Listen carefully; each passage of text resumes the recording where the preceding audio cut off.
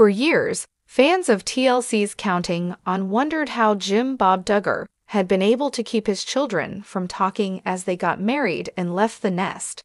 For example, it is no secret that Jessa Duggar still listens to her father and honors his wishes on social media, despite being married and having children of her own. Unfortunately, fans suspect Jessa Duggar signed a lifelong contract to keep her lips zipped and listen to her father. For the lost cost of just $80,000, fans believe Jim Bob Duggar was able to buy both Jessa's silence and her obedience. Talk of this contract, specifically Jessa Duggar signing it, came up in a new Reddit thread in the past 24 hours. What did fans have to say about Jim Bob essentially buying his daughter for the cost of $80,000? Keep reading for the details. Counting On Jessa Duggar signed $80,000 contract with Jim Bob. In a new thread on Reddit, one fan asks if Jessa Duggar definitely signed a contract with her father.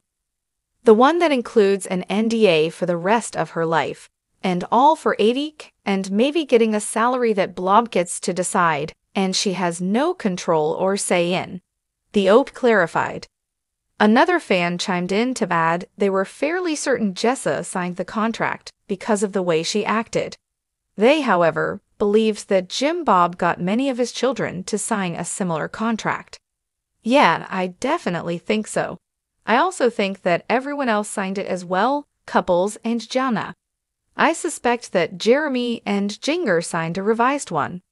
She was always so careful in both the book and any interview she's done since on what she said about Rim and Meech. My guess is that Jeremy changed some of the wording, as well as got their own co-tract with TLC, hence the move to LA. They definitely seem to have $. What happens if they break the NDA? The big question fans have in response to this information is simple. What happens if one of his children violates the NDA? Other fans chime in to add that typically there is some amount of money an individual who breaks an NDA has to pay.